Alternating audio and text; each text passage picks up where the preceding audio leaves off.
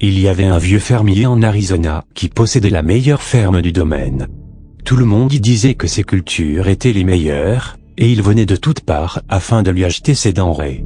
À chaque fois qu'on lui demandait comment il pouvait cultiver de si bonnes cultures, le vieux fermier répondait que le mérite revenait à son épouvantail.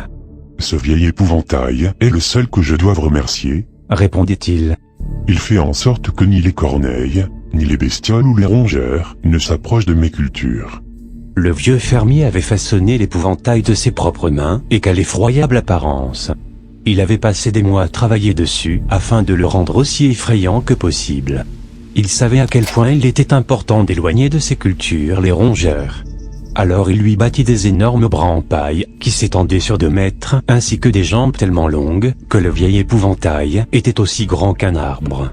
Mais la chose la plus effrayante à propos de cet épouvantail était sa tête. Le fermier l'avait sculpté lui-même dans une immense citrouille. Il avait passé des jours et des nuits innombrables à perfectionner son modèle, jusqu'à ce qu'elle soit parfaite. Le visage de l'épouvantail, ainsi que sa tête furent si grotesques et laids, que le fermier même était parfois effrayé de les regarder.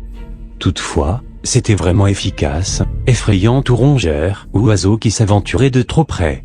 La ferme voisine appartenait à 2 jeunes hommes, qui étaient frères et qui se nommaient Harold et Josh. Ils étaient fainéants, et n'avaient jamais travaillé leur terre si bien que leur récolte était mauvaise. Aussi ils étaient jaloux du succès qu'avait leur voisin le vieux fermier, et complotèrent alors contre ce dernier. S'ils pouvaient le conduire à la faillite, ils pourraient alors reprendre en main sa ferme et produire plus d'argent. Alors, une nuit, les 2 frères décidèrent de se rendre furtivement sur la terre du vieux fermier. Ils volèrent son précieux épouvantail et le ramenèrent dans leur propre maison, où ils le cachèrent dans un vieux placard. Ainsi, personne ne le trouverait jamais. Le jour suivant, le fermier se réveilla pour trouver que son hideux épouvantail n'était plus à sa place et que toutes ses cultures étaient en train d'être mangées par les rats et les corneilles. Il tomba à genoux et pleura, sachant que sa ferme serait bientôt en faillite. Pendant ce temps, les frères Josh et Harold, qui regardaient la scène de leur propre propriété, ne pouvaient s'empêcher de rire quand ils virent les larmes de douleur du vieil homme. Entendant les rires, le vieux fermier vint les voir et leur demanda s'ils savaient ce qui était arrivé à son épouvantail.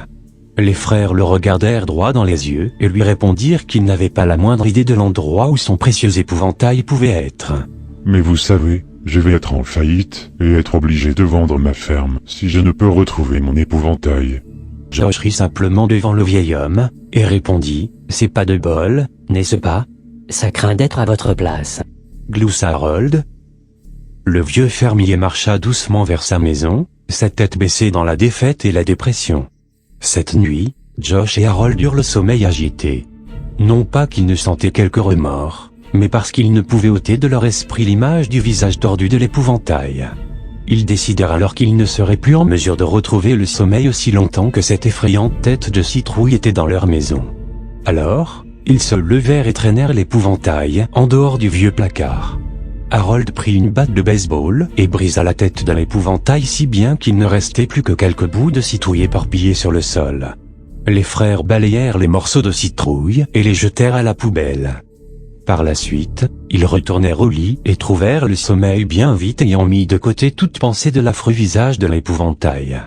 Quelque temps après minuit, Josh et Harold furent réveillés par le son de rayures et de griffures sur la porte de leur chambre. « T'as oublié de mettre le chien dehors ?» demanda Harold endormi.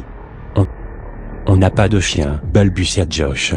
Soudain, la porte de la chambre s'ouvrit et un long bras de paille solitaire serpentait à travers l'ouverture. Puis un autre bras battit le sol, suivi par de longues jambes de bois.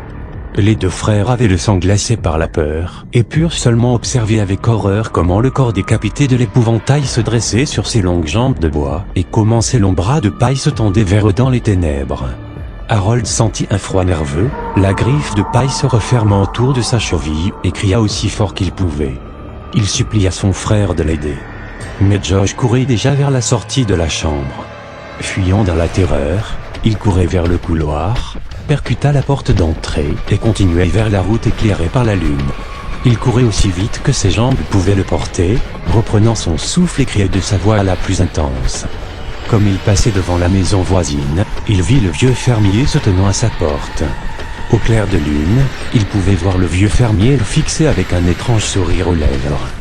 Josh continuait de courir, pieds nus contre le rude gravier. Il jeta un regard derrière son épaule et vit quelque chose qui l'effraya au plus profond de son âme. Il vit l'épouvantail longer la route derrière lui. Il gagnait de plus en plus de distance, se rapprochant encore et encore. Et ce ne fut pas tout ce qu'il vit. Il remarqua que l'épouvantail avait une toute nouvelle tête. Une tête tout à fait semblable à celle de Harold.